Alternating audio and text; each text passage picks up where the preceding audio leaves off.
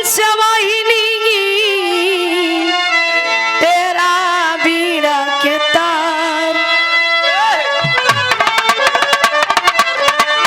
तोहरे दया से गाई बजाइला माई फेरिदा एक बेरी नजर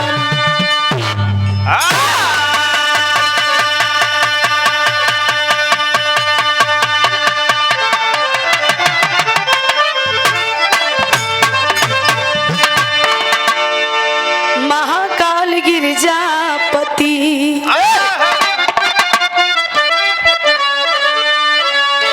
महादेव त्रिपुरारी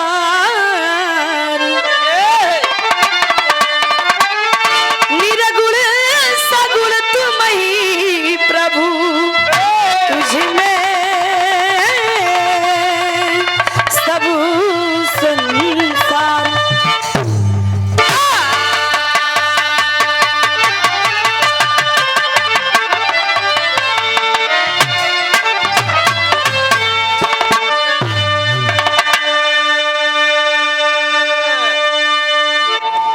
अच्छा भैया आज बड़ी खुशी की बात है, बड़ी ही सौभाग्य की बात है। सबसे पहले धरती को नमन करते हुए, प्रणाम करते हुए, सलाम करते हुए जितने हमारे चाचा दादा भैया बाबू लोग बैठे हैं सबके एक स्वर में प्रणाम बा, स्वागत बा, अभिनंदन बा। जहाँ तक हमारा आवाज पहुंचता है भैया सबके स्वागत बा, अभिनंदन बा, प्रणाम बा। माताएं बहन लोगन की स्वागत बा और साथी कलाकार मंच पे विराजमान विराह जगत के बड़े ही सुंदर गायक कलाकार सुंदर हैं भी अंकुश चना वाले त्रिभुवन नाथ यादव जी पूरी पार्टी के नमन बा, स्वागत बा, अभिनंदन बा। बड़ी सुंदर गीत सुने की मिला, माई की वंदना, बाबू की वंदना, साथ में लोग गीत। मार साहब आई कोई भी इंसान भी शुभ कार्य शुरू करता है तो अपने मेहरारू गोड़ छुआ था छू के आई है। हाँ हो अम्मा हरन के काजे छू के आई है। बड़ी झगड़ा भाई आज चाहे वो गवैया हो, चाहे बजवैया हो, चाहे पढ़वैया हो, चाहे लिखवैया हो, चाहे चढ़वैया हो, चाहे लटवैया हो।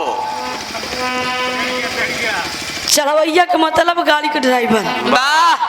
जब स्टीयरिंग पे चढ़ा थी तो सब अपन अपन देवी देवता के मनावत थी, क्यों दुर्गा माई के, क्यों बजरंग बली के, क्यों महाकाल के, क्यों बबुआ को पूजा बनावत भाई।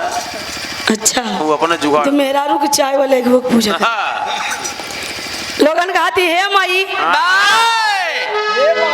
अरे वाह हे माई जैसे चढ़ाता नहीं वैसे 4-6 महीना बाद उतरी काम हो जाए तो भाई भाड़ा पे भाड़ा लग जाये तो समय इतना देरी लग सका था और लग सकत। स्वर साधक लोग स्वर की देवी माँ सरस्वती की पूजा पाठ विनती इबादत करते मार साहब। 2 लाइन माई के वंदना बा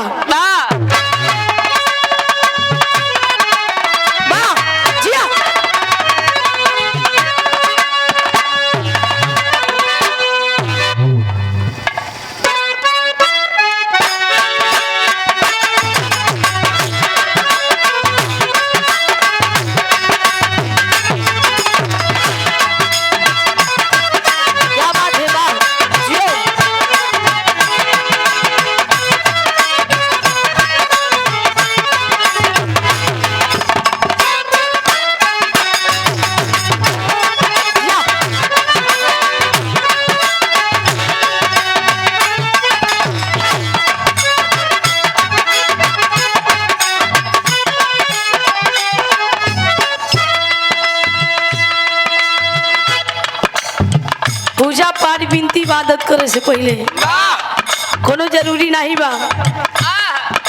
कि भोजपुरी फिल्म तोर जगावे चाहिए। ऊंची पर्वत पे माँ मैहर वाली माँ शारदा का बसेरा है। उनके दरबार में जो जाता है कभी खाली वापस कोई बंदा नहीं आता।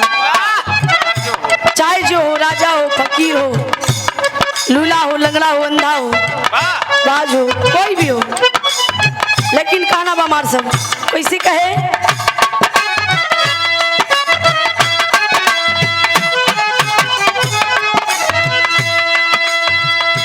ओ मैया कब से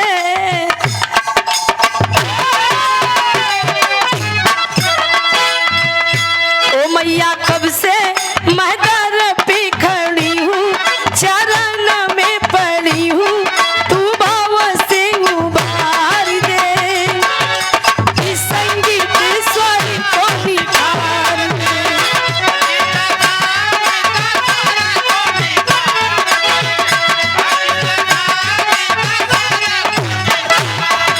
जिया, वाह।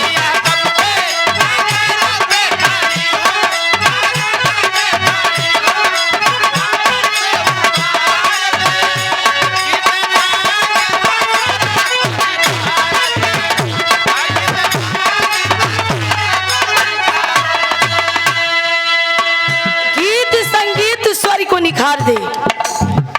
अंतरा के भाव में कहना बा, कहा गया कि आदि शक्ति जगदम्बा से ये पूरा संसार रचा गया। कहना बा क्वेश्चन,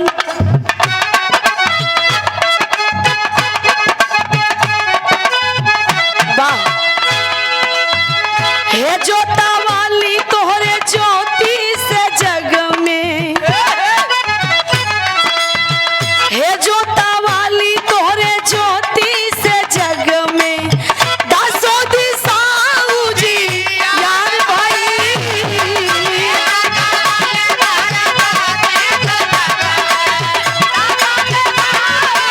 क्या बात है।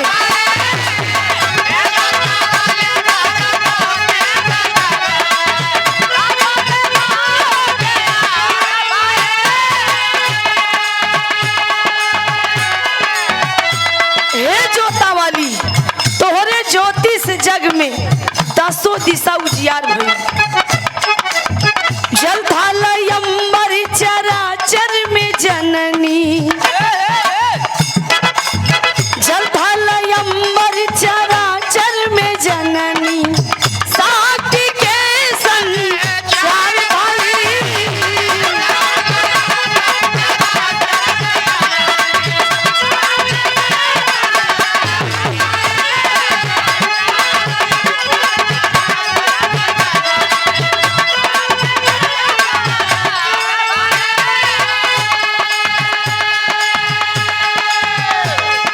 माते महारानी मैया गागो,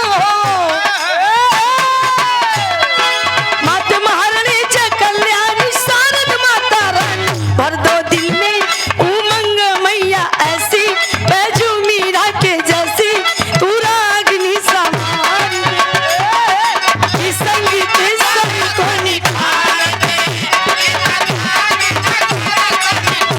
जय हो।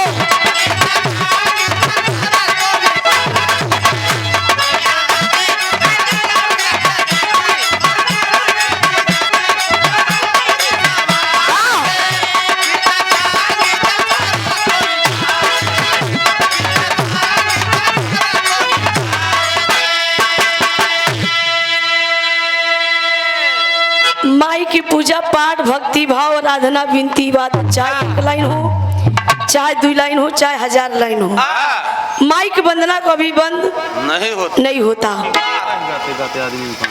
आखिरी भाव में कहना बा,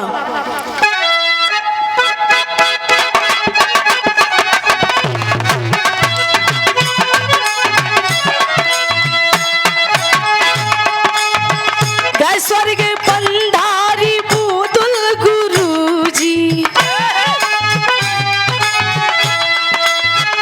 स्वर्ग पंधारी बूदुल गुरुजी, बच्चा लाल तेरा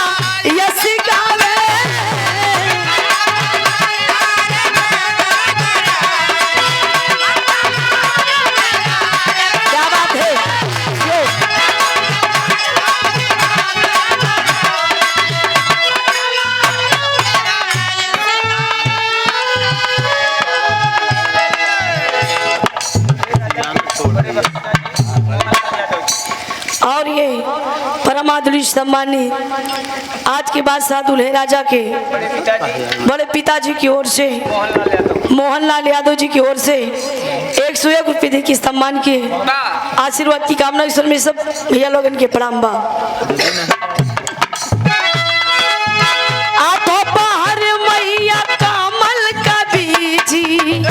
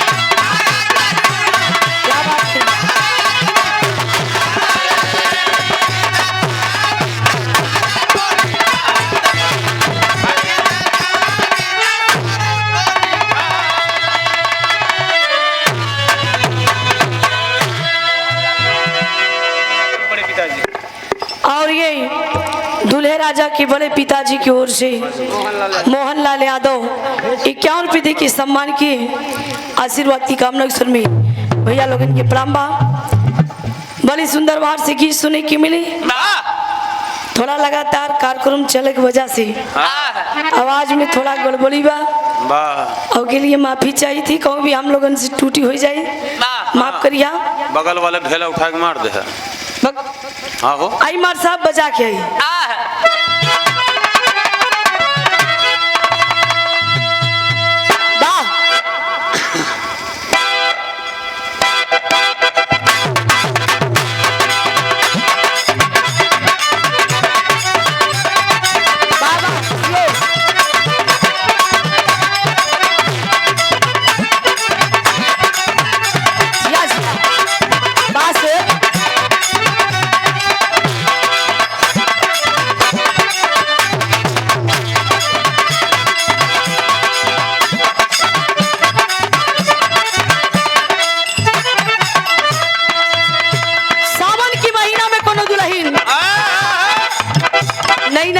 पहन के 16 सिंगार करके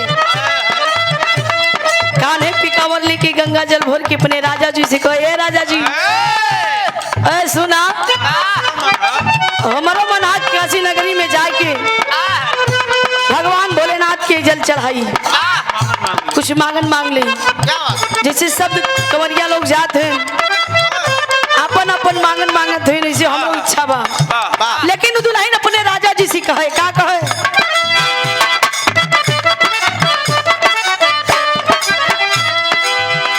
पिया रोड पे कांवरियन के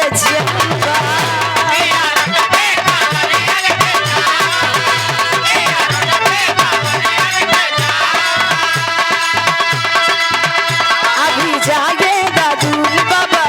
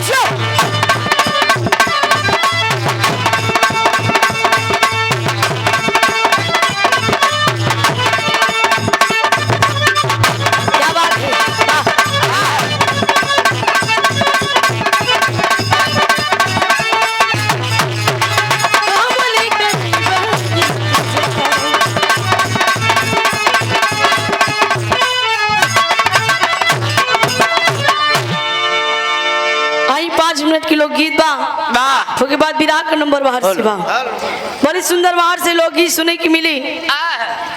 माई सीता सब खराब कौन बड़े हेलो भोजन बनाई। पतला कह दे के पतला भोजन बनाने के बाद मांगन मांगिन सही है कि भोजन तब पर सब ऐसन बाभन हमको चाहिए कि ना केहू के द्वारे भिक्षा मांगे हो ना भोजन करे हुए। विद्वान रावण आया भोजन किया और भोजन के साथ साथ दक्षिणा में कुछ मांग के गया। अकेले कमरा में माई सीता से बतियाने हाँ अकेले में कहन कि हमारे लंका हो रही तो का एक बार आवे की कदम पड़े चाहिए। फिर माई सीता लंकम गई रही। बड़ी सुंदर गीत रहे। अब हमार साहब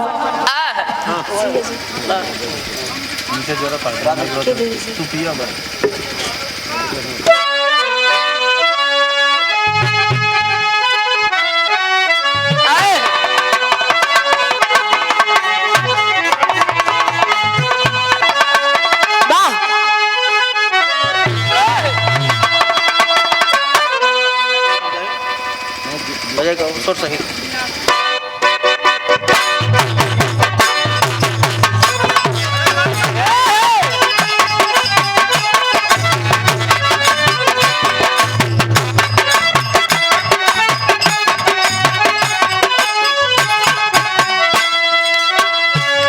गीत के बड़ा बढ़िया संकेत कैलन।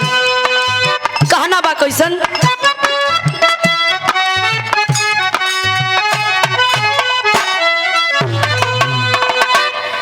राधा जी के कुंवरा कन्हैया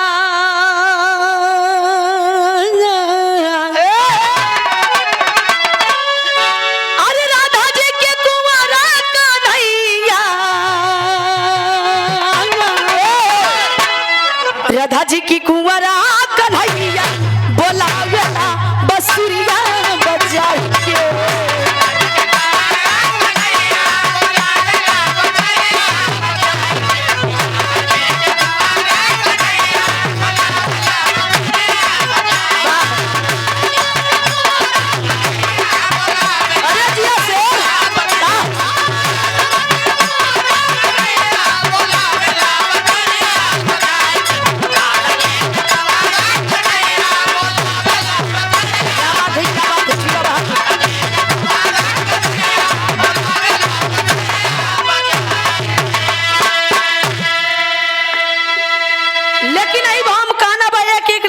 करिहा कैसन मार साहब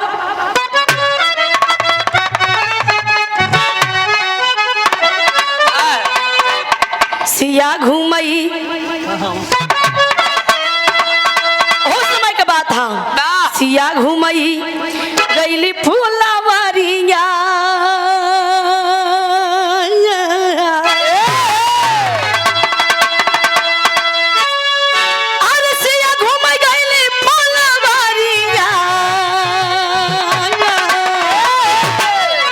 घूमई गईली फूलवरिया कुंवरिया सखी संगवा लियाई के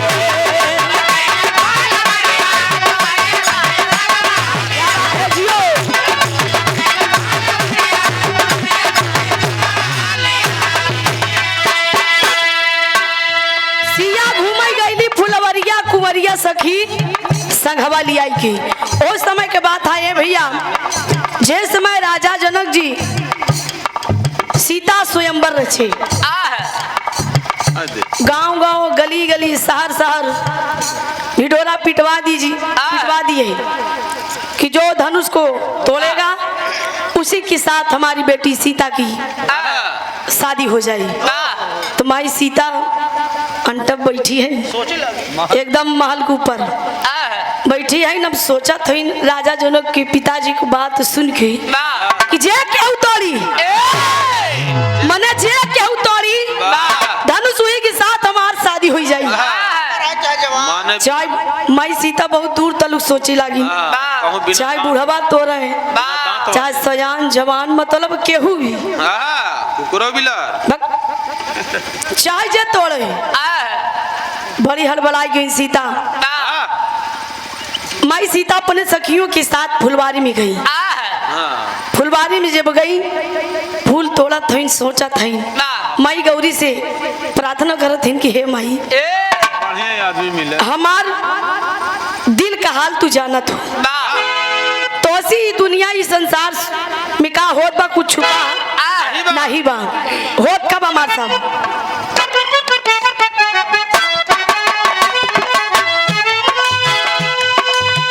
गिरजा पूजा न गई जनका दुलारी,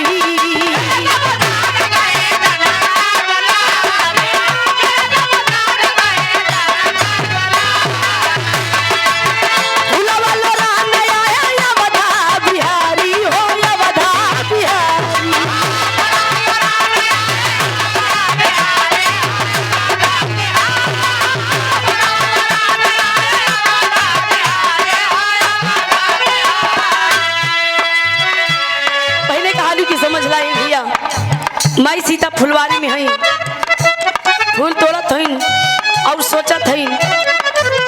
तबले बाहर राजा दशरथ के पुत्र राम, मर्यादा पुरुषोत्तम श्री राम लक्ष्मण विश्वामित्र के साथ तारका का वध करते हुए कुटिया में आए। वही राम अपने गुरु की पूजा करने के लिए वही फुलवारी में आए, फूल तोड़ने के लिए। लेकिन वो फुलवारी में होता बा वही पे लड़ी गई नजरिया,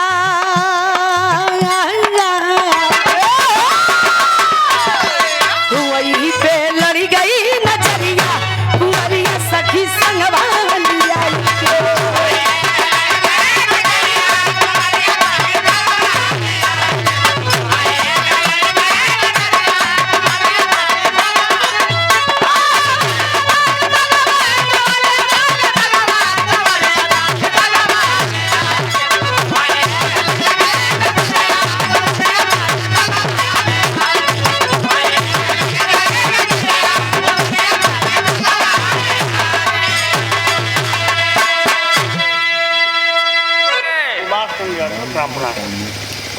और ये परमादुली सम्मानिता बड़े भैया सुभाष चंद्र यादव पनासा की धरती से 100 रुपये दे के सम्मान किए। आप बड़े भैया के बहुत बहुत प्रणाम बा, आशीर्वाद की कामना ईश्वर में सब जनता जनादर की प्रणाम बा। हुमायूं पे लड़ गई नजरिया, कुंवरिया सखी संघवा लिया के। लेकिन ये भैया हो समय मर्यादा पुरुषोत्तम श्री राम लक्ष्मण फुलवारी में जब आए गुरु की पूजा करने के लिए फूल तोड़ने, तो भगवान राम को नजरिया और सीता का नजरिया मतलब नजर नजर मिल गई, नैना चार हुआ, प्रेम लाभ हो गया। जब नैना चार हुआ बगलिया में लक्ष्मण जी खड़ा हुआ, भैया ए भैया, अब भगवान राम कहाँ सुनत है। अब उन तो एकदम ऐसा लगा था एकदम जैसे पहुंच गया है, एकदम हुआ हवाई अड्डा कहाँ है। भगवान राम और माई सीता जब नैना चार हुआ तो माई सीता प्रेम करे वाले मन में सोचत है इतना कोमल कोमल शरीर, इतनी नाजुक नाजुक कलाई, इतनी बढ़िया काटी, एकदम पियर बदन, क्या बात है। माई सीता मन में सोचते हैं काश हमार दुल्हा ये नहीं बन जाए, उसका हाथ नहीं आई। मन की बात एकदम एकदम मन में सब उमड़त बा कि हमार दुल्हा नहीं बन जाए। सखियन जतनी रही समझ गई कि अब मामला आगे बढ़ाई वाला बा। माई सीता गई माई गौरी के मंदिर में अपन मन की बात कहा थी। का कहो मार साहब,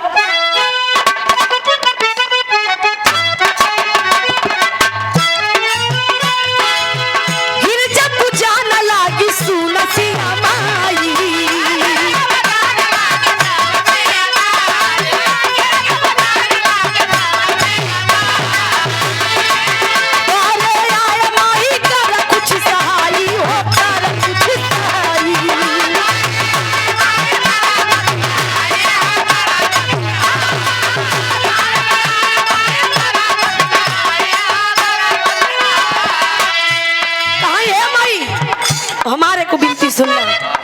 सीता गौरी से कहा थे, माई गिरजा से कहा थे कि माई तोरे दुआरे आई है, हम हमारे मन का आस पूरा करना। बतावा थे बगिया में आयला संवरिया,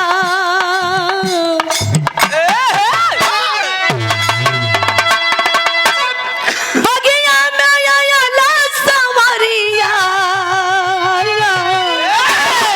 बगिया में आयला संवरिया, कुंवरिया सखी सलवारिया।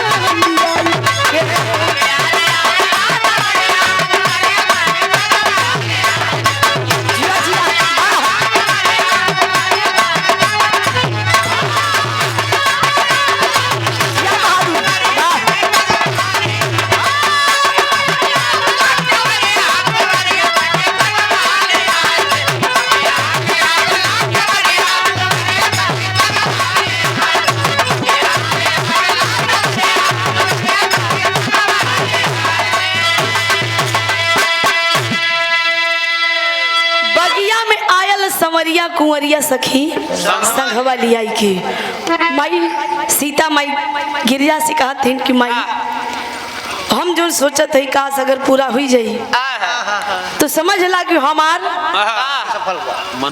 मनोकामना सफल बा। उसके बाद माई सीता सखियों के साथ राजमहल को जाती है। राजमहल में आज एक से एक वीर नौजवान धुरंधर धनुष तोड़ने के लिए सब लोग अपने अपने सिंहासन पे बैठे हैं। एकदम वीरन से खाली नहीं बा, महल एकदम ऊंचा मुच बा। राजा जनक जी अपने मन में सोचे लगे सब कोई आ गए हैं, अब तैयारी हो जाए, लेकिन कुछ बात भूलत नहीं। पत्र लिखा थे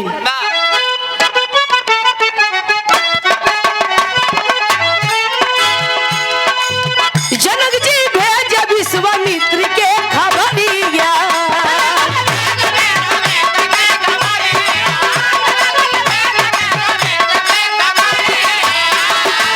धनुष का राजा बाट हमारी दुआरिया हो, हमारी दुआरिया।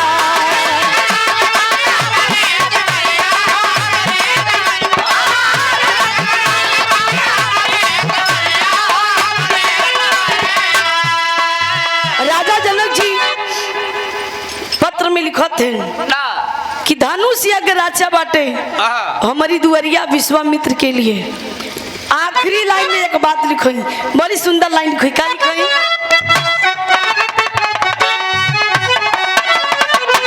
नेवता में आया तू पुजरिया, नेवता में आया तू पुजरिया, कुंवरिया सखी संगवा लियाई के।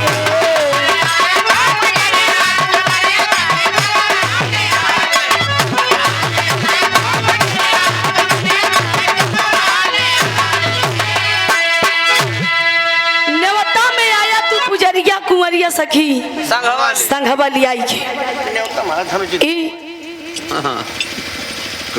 राजा जनक जी विश्वामित्र के लिए निमंत्रण भेजते हैं मंत्री द्वारा। मंत्री जब लेके जाता है तो कुटिया में विश्वामित्र बैठे हैं। मंत्री जी आवाज दिए, विश्वामित्र जब आए कहो कि क्या बात हो। जब वो खोलेन पिटारा तो मैं लिखा रहन कि धनुष अगर अच्छा बाटे हमारी दुआरिया नेवता में आया तू पुजरिया। आपका आगमन निश्चित है, आना निश्चित है और आपके लिए मैंने निमंत्रण भेजा है। विश्वामित्र तैयारी बनाने लगे, साथ में मर्यादा पुरुषोत्तम श्री राम और लक्ष्मण को भी लिवा के जाते हैं। जब जनकपुर में पहुंचते हैं बैठने के लिए सिंहासन दिया गया और राजा जनक जी ऐलान करवा दिए कि धनुष को तोड़ा जाए। जब धनुष को तोड़ा जाए ऐलान कर दिए तो एक से एक धुरंधर अपन बाएं हाथ का खेल दिखावे लगे। लेकिन ये भैया जितना लोग बैठा रहे सब बारी बारी से धनुष का हाथ लगाए तोड़े के लिए।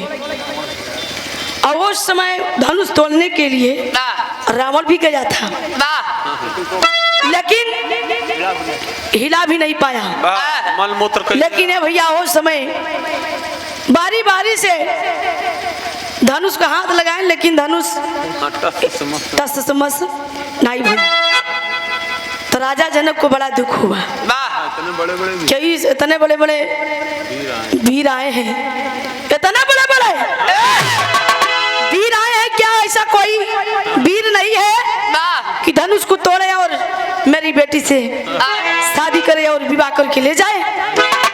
माई सीता बैठी है बगल में जयमाल लेके, और उनकी निगाह राम विवाह कि कब ये तोड़ी है, ये का करता है। लेकिन ये भैया राजा जनक एकदम मायूस हो गए। तब लक्ष्मण उठ पड़े,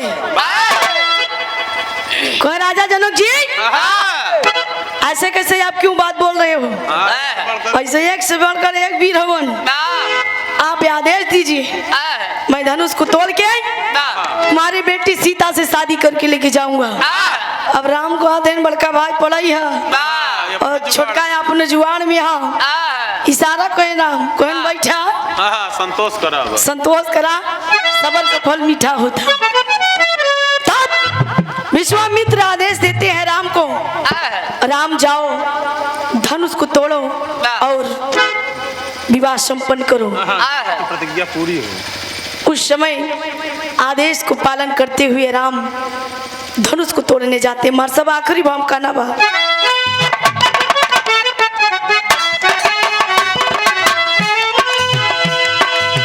राम तोड़ धनुष भइल सिया से सगाई,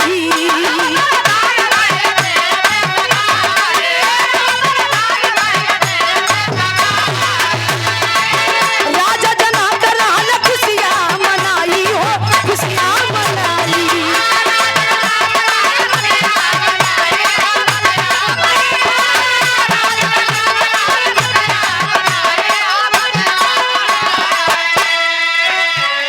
सुनना रानी करलिन पुतरिया, सुनना रानी करलिन पुतरिया, कुंवरिया सखी सयवा मिलाई।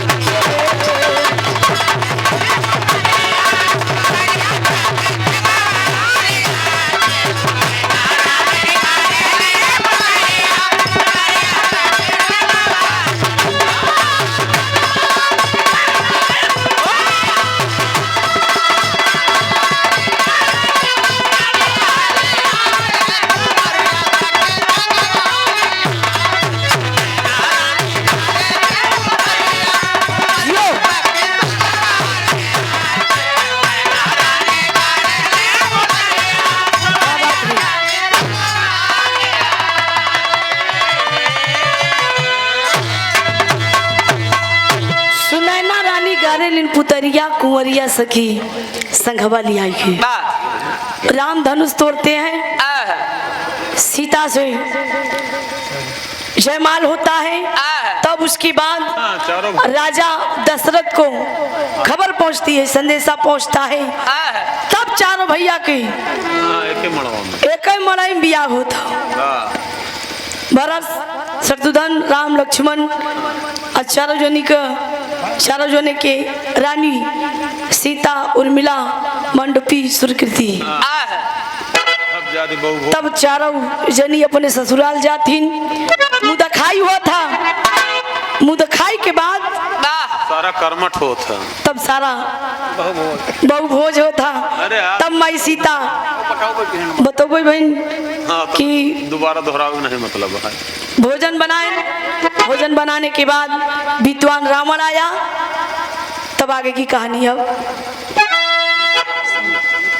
दूल्हे राजा की चाची जी सुने ना, और आज की बात सा दूल्हे राजा की चाची जी की ओर से।